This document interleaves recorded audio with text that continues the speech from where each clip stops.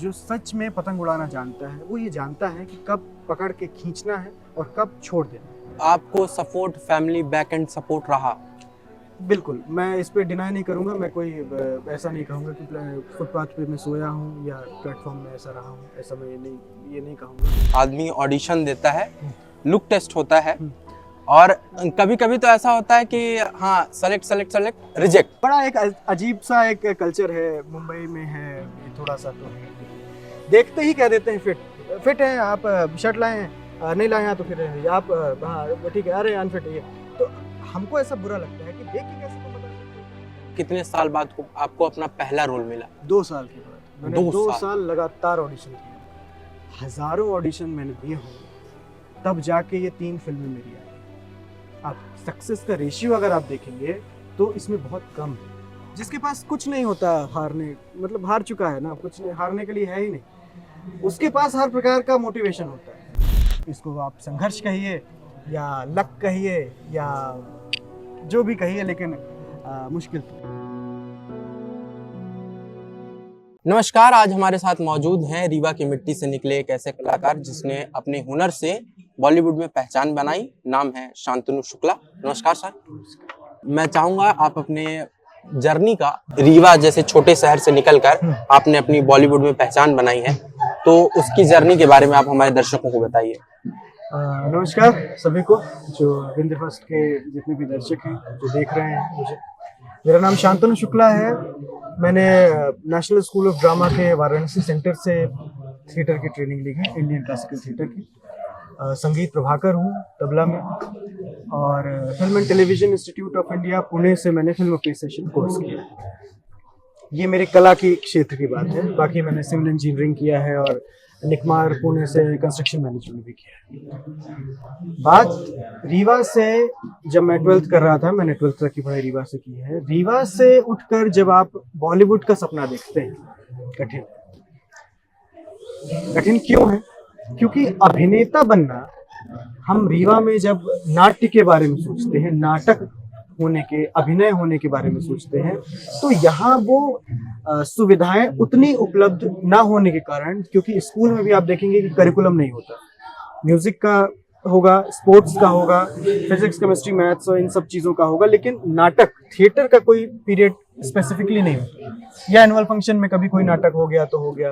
और इन सब चीज़ों को, कलाओं को करिकुलर एक्टिविटी की तरह देखा जाता है, ना कि प्रोफेशन की तरह। तो जब आप किसी भी चीज़ को प्रोफेशन की तरह देखते हैं, जो कि ग्लोबल नॉर्म में या आप कहें कि हमारे सामाजिक नॉर्म में उतना अच्छा नहीं माना जाता है, या माता पिता या आसपास के लोग, जो 4 लोग जिनके बारे में हम अक्सर जिक्र किया करते हैं, वो उस चीज़ को सजेशन नहीं देते हैं कि इस फील्ड में आप जाइए, वो करना बहुत कठिन है। तो मैंने साथ में पढ़ाई करते हुए अलग अलग जगहों पे परफॉर्म करते हुए, नागपुर में मैं ओपन माइक्स भी किया करता था। वहाँ स्टेज नहीं था, मुझे थिएटर करने के लिए उतना मुझे कहीं मिला नहीं, तो मैं ओपन माइक्स किया करता था अपनी खुद की कविताएं लिख के। और ऑल इंडिया रेडियो नागपुर में मैंने अपनी 6 कविताएं भी पढ़ी। तो ऐसे ऐसे करके, समय निकाल के, कोशिश करके, धीरे धीरे करके वहाँ तक पहुँचा। इसको आप संघर्ष कहिए या लक कहिए या जो भी कहिए, लेकिन मुश्किल तो। लक कहना तो सर अपमान होगा इस चीज का लेकिन ये आपका संघर्ष ही है। लेकिन सर, आपकी जर्नी में, मतलब बचपन में ऐसा कौन सा मोड़ आया कि आपको लगा कि मुझे कलाकार ही बनना है? क्योंकि आप साइंस बैकग्राउंड से हैं, इंजीनियरिंग की हैं आपने, तो ऐसा कौन सा टाइम आया कि मैं 2004-5 से तबला बजा रहा हूँ। बहुत छोटा था मैं, तब से मैं बजा रहा हूँ। तबला सीख रहा था और पहली बार अपने म्यूजिक जो असेंबली होती है, प्रेयर होता है, उसमें मैंने एक बार अपना तबला बजाया।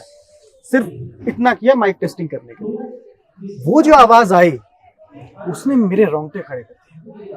तब मुझे लगा कि ये क्षेत्र है, ये शायद वही है जो मुझे चाहिए। ये अभिनय, ये एक स्टेज, ये जो पूरा कला का जो क्षेत्र है, ये मेरे लिए। उस समय मुझे ये लगा कि मुझे ये करना चाहिए। फिर म्यूजिक के साथ साथ मैं अभिनय तो यहाँ पे पॉसिबल नहीं था, पर धीरे धीरे लोगों के साथ, यहाँ पे भी TRS कॉलेज है, वहाँ के भैया युवा महोत्सव होता है, तो चुपचाप मुझे ले जाते थे कि तू यहाँ बजा दे। तो भैया को देखता था कि यार ये तो बढ़िया। कोणार्क उस समय नाटक मैंने देखा पहली बार, मैंने कहा यार ये करना है मुझे और मैं कहाँ क्या कर रहा हूँ, पर मौका नहीं मिलता। सामाजिक व्यवस्था के कारण आपको पूरी पढ़ाई कंप्लीट करनी ही पड़ती है। नौकरी भी मैंने की है, लेकिन उसी समय से बचपन से ही मैं अभिनेता ही बनना चाहता था और अभी वही परस्यू कर रहा हूँ। छोटे शहर से बड़े पर्दे का सफर आसान नहीं होता, तो आपको मतलब क्या है मोटिवेशन या क्या ताकत देता है इस चीज के लिए? जिसके पास कुछ नहीं होता हारने, मतलब हार चुका है ना, कुछ हारने के लिए है ही नहीं, उसके पास हर प्रकार का मोटिवेशन होता है। अगर आप कीचड़ में हैं, अगर आप बीज बन के जमीन में हैं, तो आपको बड़ी छटपटाहट होगी। उसके लिए मोटिवेशन नहीं चाहिए, उस बीज को, उस कमल को मोटिवेशन नहीं चाहिए। वो कैसे भी जमीन को फाड़ेगा और ऊपर आ जाएगा, वो वृक्ष बनेगा। तो जो नीचे से जाता है वो अब और कितना नीचे जाएगा, वो स्प्रिंग जैसा है, आप उसको नीचे ले गए और वो हमेशा ऊपर ही जाएगा। मोटिवेशन कुछ नहीं है। रीवा की जनता का नाम मुझे आगे बढ़ाना है। मुझे लोगों की जो समझ है फिल्म के प्रति, कला के प्रति, उस पर मुझे बदलाव लाना है, संकीर्णता ना हो मानसिकता को लेकर।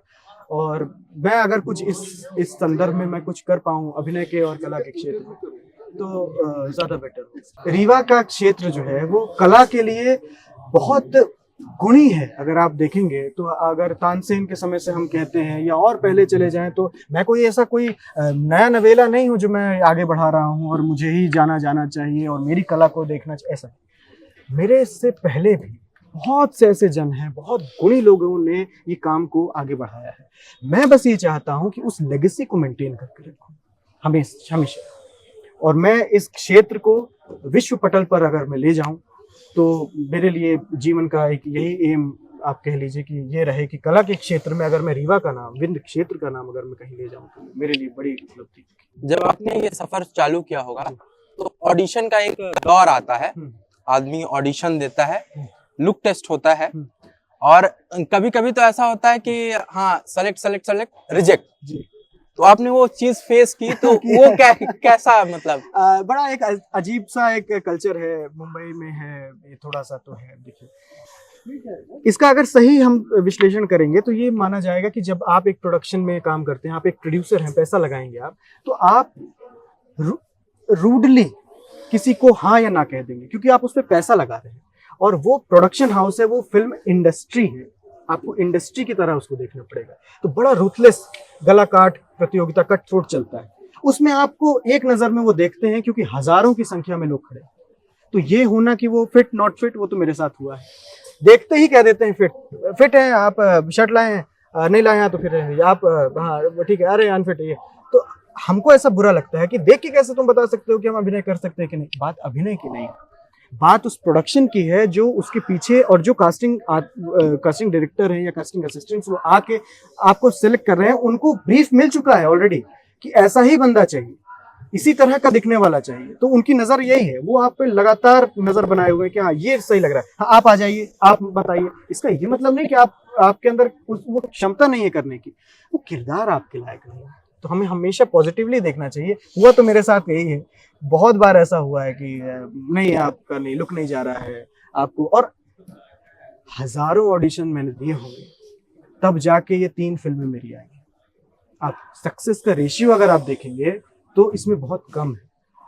तो ये जो कला का क्षेत्र है, ये फिट नॉट फिट, ये तो चलता ही रहता है। इस पे आप उसमें ज्यादा बात करने से और नेगेटिव लेने से कुछ नहीं है। जिस प्रकार से हम पढ़ाई करते हैं, 50 बच्चों की क्लास में एक कोई टॉपर होता है, हर जगह वैसे ही कंपटीशन है, हर जगह वही सिस्टम है, जो सिस्टम समाज में चला आ रहा है, जंगल का जो सिस्टम चलता है वही होता है। ये मैं जानना चाहूंगा कि जो रीवा के, जो अभी क्या है कि रीवा में थिएटर कल्चर डेवलप हो रहा है, बहुत सारे थिएटर ग्रुप्स हैं जो यहाँ थिएटर कराते हैं, प्रोग्राम्स होते हैं।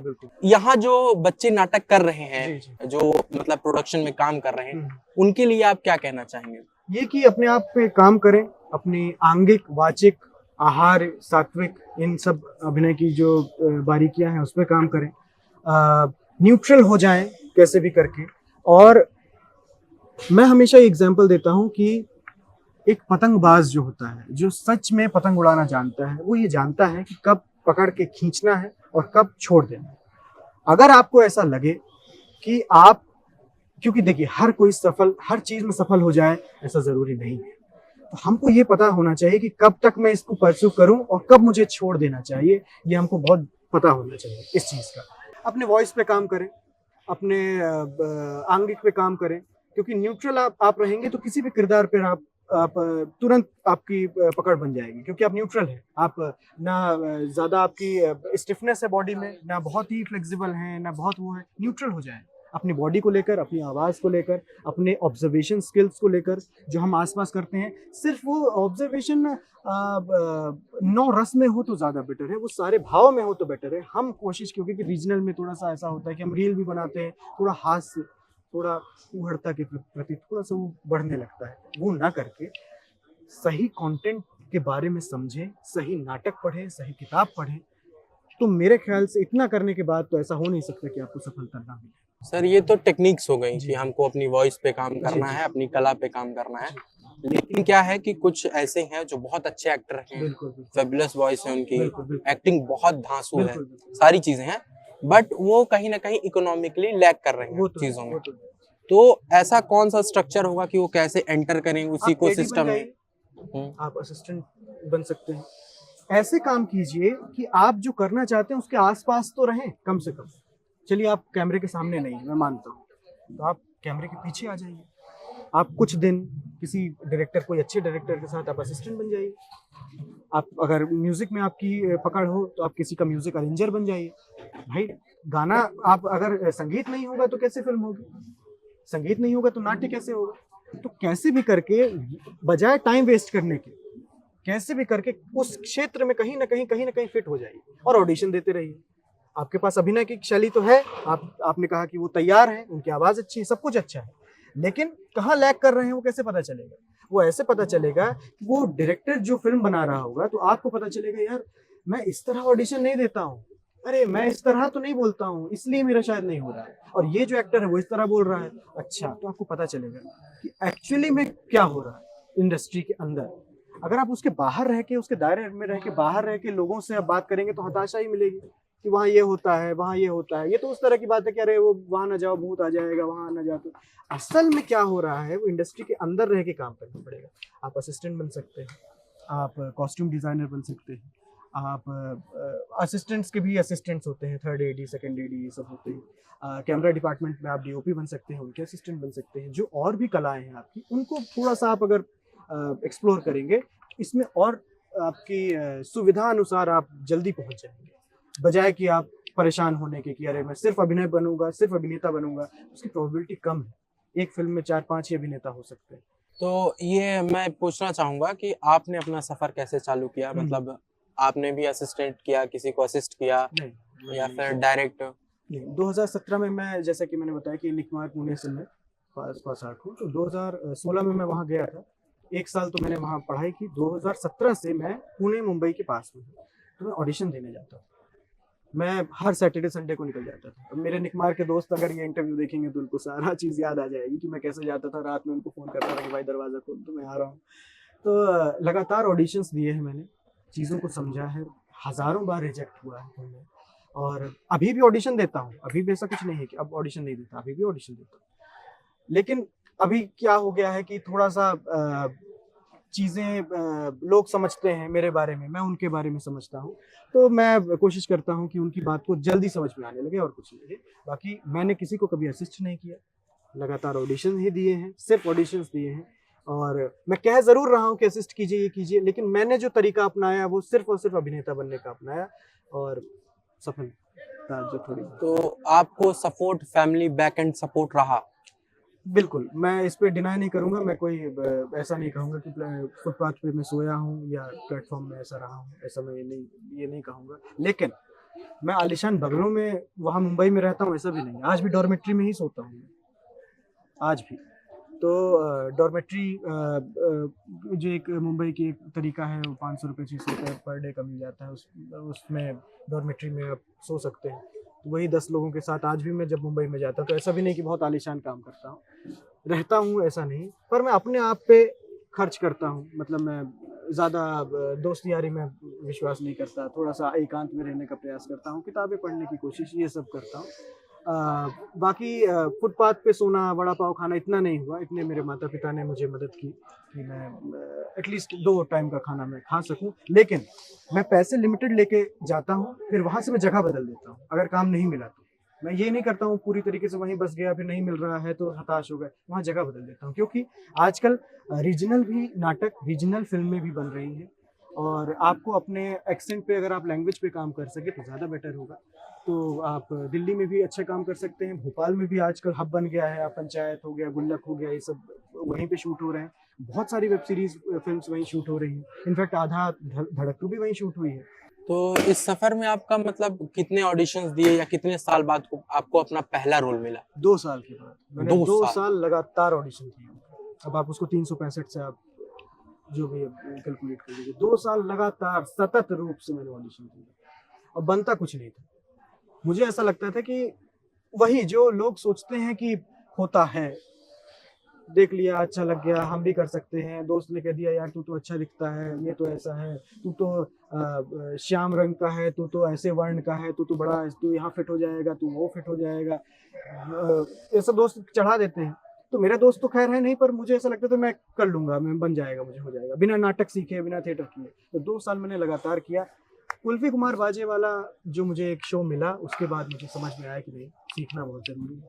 फिर मैंने थिएटर शुरू किया दिल्ली से और फिर आगे प्रोसेस चलती है। अब आप जो न्यू एक्टर्स हैं जो यहाँ से मतलब छोटे शहर से जाना चाहते हैं, एक्टिंग करना चाहते हैं, उनके लिए आपका अपना गुरु मंत्र क्या रहा जो आप उनको देना चाहें? अपने ऊपर काम कीजिए, किसी से डरिए मत और जितना जल्दी हो सके चीज़ों को समझने की कोशिश कीजिए, क्योंकि ये फिल्म इंडस्ट्री बहुत रूथलेस है। अगर आपको एक बार में चीज़ें समझ में नहीं आएंगी, वो आपको किनार कर देंगे, क्योंकि उनकी मजबूरी है, इतना फास्ट काम चलता है कि वो आप पे रुकेंगे नहीं। तो क्यों, अगर आपका ये मादा है कि आप खुद को लॉन्च कर सकते हैं, वो एक अलग चीज़ है। अगर आप जिस तरह से मैं जा रहा हूँ या मैं काम करता हूँ उस तरह से जाना चाहेंगे तो एक्टिव लिसनिंग होनी चाहिए, अच्छे से समझ सकते हो आप, और किताबें पढ़िए, अपने ऊपर काम कीजिए और जरूर ईश्वर पे छोड़ दीजिए, बाकी सब नसीब पे छोड़ दीजिए। तो आप लोगों ने सुना शांतनु शुक्ला जी को, उनके सफ़र के बारे में और अनगिनत किस्से जो उन्होंने इस जर्नी में झेले हैं, जो चीज़ें उन्होंने झेली हैं, जो काम उन्होंने किया है, उनकी मेहनत और उनका जो हार्ड वर्क था, वो सारी चीज़ें उन्होंने इस सफ़र में बताया। और आप कैसे अपने आप को और निखार सकते हैं, वो सारी चीज़ें उन्होंने इस इंटरव्यू में बताया। अब मैं आपसे विदा लेता हूँ। मेरा नाम है अनुभव और आप देख रहे हैं विन द फर्स्ट।